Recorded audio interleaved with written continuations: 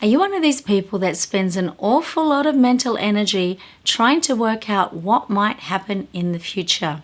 If this is you, constantly thinking about possible scenarios of what may or may not happen in the next week, month, year, then this video is going to be helpful to you.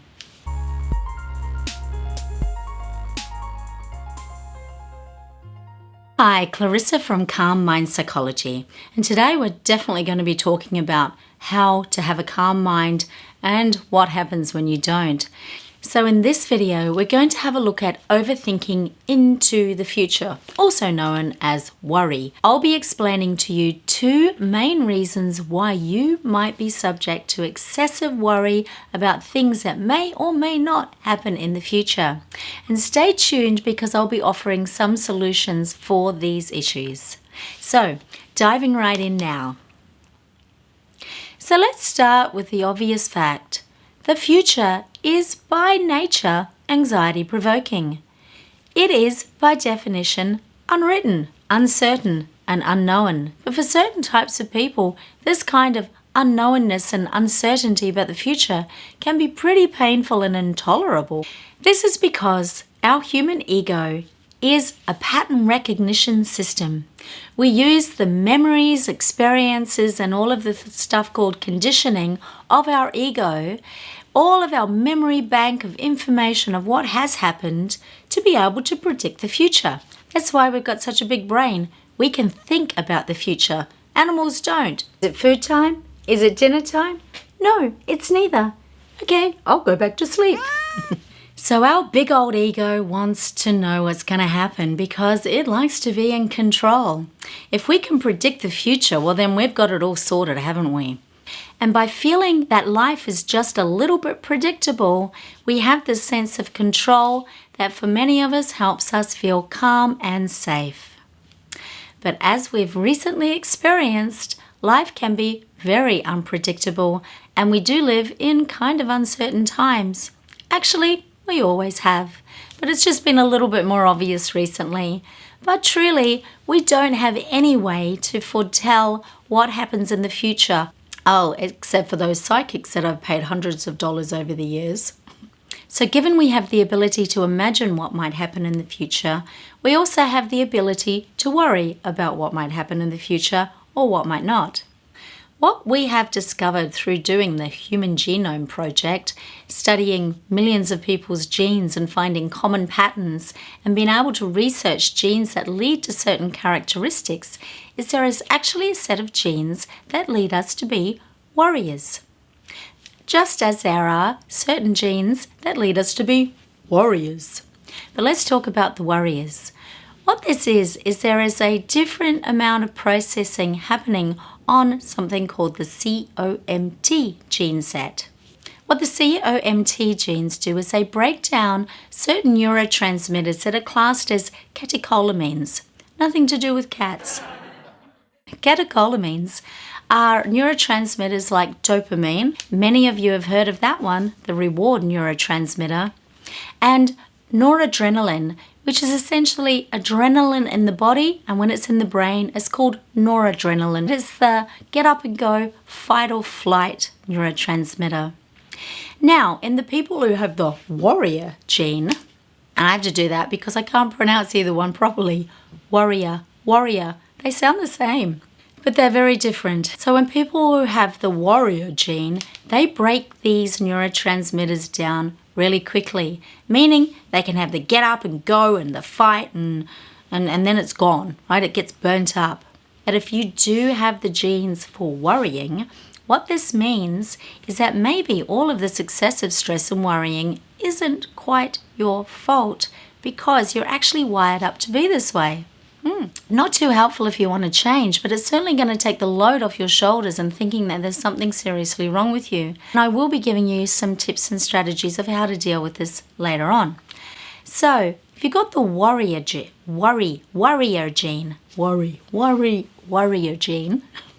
then basically you do not break down these catecholamine neurotransmitters as effectively. Cool things about this is that people with the warrior gene, not the warrior gene, tend to be intelligent, creative, good at school, have a higher IQ, and all of these good parts of having this excess of this dopamine and noradrenaline in their frontal cortex. It's a part of your brain where you do all your hard thinking. So what happens after a long period of stress, or maybe even short, sharp stresses, is that these neurotransmitters get built up in your brain, and guess what they do? They cause more worry. More of this fight and flight neurotransmitter swimming around in the front of your brain, causing you to think more and worry more. So what you need to do, if this sounds like you, even if it doesn't, if you're overthinking and over-worrying about things, particularly under stressful circumstances, what you need to do is rest. You need to allow time for these neurotransmitters to get cleared away. Now, a lot of our brain detoxification happens when we sleep. So, getting good sleep, having downtime, the self-care, using all those positive self-care strategies, walks in nature, making sure you get regular exercise. Exercise burns up a lot of stuff. Baths, meditation. Love meditation. Doing all of the things you can to allow your body to go from fight and flight into rest and digest. And this will help you calm down the brain, help wash out some of those neurotransmitters that are taking a little while to leave, and reduce the worrying. So the second kind of person that I mentioned that might have a predisposition towards worrying and overthinking into the future too much is somebody who's got an anxious attachment style. Now, I will be talking more about attachment styles in other videos, but in a nutshell, we've got two different forms of attachment that we inherit from being brought up as little babies. So there's secure and there's insecure. So a little baby needs a parent who can attune to what they need and respond to that in a timely and sufficient fashion. It does not need to be perfect. It needs to be good enough for the baby to develop a sense of basic trust and security in the world. It has a secure attachment. By default, when that doesn't happen, the baby can develop an insecure attachment style. The caregiver might be preoccupied with something else, and sometimes they're there and sometimes they're not. So there's no real sense of consistency over time. And again, I must emphasize this is a very, very brief description of insecure attachment. So please let me explain that to you better in another video. And so the baby who grows into an adult, this could be you, will have the sense that sometimes things happen and sometimes they don't. Sometimes I can rely on that caregiver to meet my needs and understand what I need at that particular time, and sometimes I can't. So you get the idea of how this sense of insecurity can develop from this lack of predictability. And we can see how easily that can carry through into our lives. When you have a secure attachment, you have a deeply embedded experience from way back in your early infancy that the world is a predictable, trusting, reliable place. You have a sense of basic trust. When you've got the insecure attachment, you have a sense of basic anxiety or basic mistrust. So you don't know if things are going to show up when you need them. You don't know if you can completely rely on people because you couldn't completely rely on your parents to take care of you. This carries through. It's a very early wiring experience, and it creates a way of being in the world where there is a basic distrust. And so if we don't have a sense of basic trust, if we have a sense of basic distrust, then we're going to be wanting to question everything. So this can create a predisposition to be a little bit of an anxious worrier, an overthinker about the future, because you're just not so sure. You don't have that basic solid sense of trust and everything's going to be okay. So people with an insecure attachment can tend to be more self-critical. They need a lot of external reassurance. But the problem is that reassurance might not be quite satisfactory. Because the thing is, when we've got this missing piece, We're trying to fill it up with reassurance from a partner, from our friends, from checking and everything, but it's kind of like the basis for it isn't there. So it kind of falls down a hole. People with an insecure attachment can have a rejection sensitivity. So there's this kind of preempting, are you going to be there? Will you be going? Is this person going to like me? Can I trust in that? And also have a very strong inner critical voice. And we'll definitely be addressing that in some other videos. So if you feel that having an insecure attachment style could be the core of your overthinking and worrying, then there is a lot you can do about that.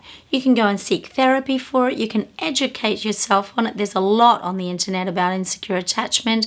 I will be making some videos on insecure attachments. So hit that subscribe right now so that you hear about them. So start by being aware of how you can catch yourself in this doubtful, insecure, lack of trusting style of being in the world. Because this is something, once you get an awareness of it, that you can start to go, oh, there I go again. There's that anxious attachment in me coming up again and worrying about whether or not this person that maybe you're dating someone and you're like, they're going to drop me. That's your insecure attachment. If you've got an anxiety about the future and you think maybe you've got the worrier gene and an anxious attachment, then you've got tools to be able to work with that. The worrier needs to have rest. You need to let those stress chemicals wash out of your brain. So your need for downtime is going to be greater than the warrior type gene or somebody who's got secure attachment. Knowledge is power, people. This is why I like to give you the why of everything. I want you to understand the core of what makes you who you are. Worriers, people who overthink into the future, also engage in this groovy thing called catastrophic expectations. Catastrophizing. You go into the worst case scenarios. You construct the most fantastic, what I call fear fantasies about the most devastating, terrible things that could happen. This is the extreme form of overthinking into the future and worry and anxiety. Catastrophic expectations or catastrophizing can lead to absolute paralysis of your ability to move forward in your life. What you need to do if you're a catastrophizer is you need to get those crazy thoughts out of your head into the air or onto paper. One way is journaling. Write it down. Get it out of this mind loop from the default mode network that we talked about in the last video, that part of your brain that goes on rinse and repeat, these things churning around in there. Get that out of your mind and write it down. Your worst case scenario is XYZ, or even speak it out. Even if you can say it out loud, even to yourself. I have a fear that I'm going to walk outside and a bus is going to knock me over and my kids are going to find me. It's terrible. It's terrible. But I've had thoughts like that. I used to be a terrible chronic worrier. But I've learnt skills, strategies, and I've also learnt to calm my brain down and these things that we're talking about to be able to resolve all of these issues. It's a long game, but the sooner you start to become self-aware, the more you can heal. So that worst case scenario, as I said it, you saw me, it was weird. It was like, oh, wow, whoa. But it's one of those things that just pops up unbidden as a result of the anxiety. So if you can speak that out, you can take some of the power back from it. You can see how kind of unrealistic, absurd, and unlikely it is. So once you've written or spoken out the worst case scenario, what you need to do is counterbalance it. It's something we don't think to do very often. We'll go with all the bad stuff, but we never balance it out with the good stuff. So when you've done your worst case catastrophe, I want you to do your best case, the most magnificent thing that could happen. I'm going to walk out the door and the sun's going to be shining and people are going to cheer and smile and my children will be skipping along next to me happily. Why not? See how saying, thinking, even as absurd as the best case scenario might be, it's going to lift your energy and it's going to provide a counterbalance to all the negativity. I want to duck in here and just highlight something that is super important for somebody who's anxious, who worries a lot into the future, who's an overthinker. Be aware of what you are consuming. Now, I do mean food. If you're having too much coffee, too many Red Bulls and drinks like that are amping up your system, obviously that's going to lead you to be feeling a lot more G'd up. But we forget about our mental diet. Each and every time you turn on the news or scroll through some of the dreadful stuff that you can find on the internet, you are feeding your brain information and images. So if you're a person that has a lot of worry, do not feed the worry with worrying stuff. Don't need to watch the news. You don't need to know every horrible thing that's happening. You certainly don't need some of those news channels that give you all of this dramatic, sensationalized catastrophes. You don't need it. So watch what you are consuming and what information is going into your mind. So once you've got your mental diet cleaned up and once you're starting to counterbalance your negative statements with some positive ones, the other thing that's a very useful skill is learning tolerance, learning to be able to tolerate the discomfort of unknowing. Because the brutal truth is, my friends, we do not have any control. Now, that might not feel good to you, but the truth is we don't. And the more you try to construct control, the more you try to predict, preempt, prophesize, and project your fears and fantasies and catastrophic expectations into the future, the more you are going to disturb yourself.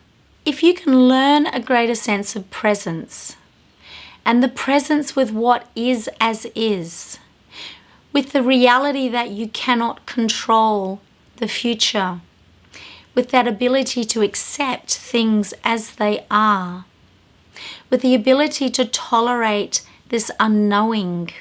It's like building a muscle. It's like, I can be strong.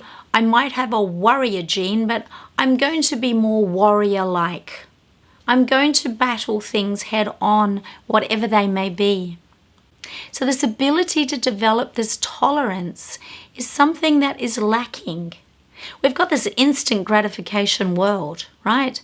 Anything you want, flick it on the internet. And so we tend to be addicted to this kind of stimulation. And we never really learn how to just sit and settle and be with something that's not quite great. So this is a really good skill to develop. And it leads into the idea of surrender. Surrender control. Here's a really good poem that I don't know where it came from. Well, actually, I do. Listen to it and tell me if you know it. Grant me the serenity to accept the things I can't change, to change the things I can, and the wisdom to know the difference. So what this means is that there are things that we can change and there are things that we can't change. And it's up to you to work out the things that you can't change, that you have no control over, and surrender into that. It's actually a really beautiful place to get to when you can.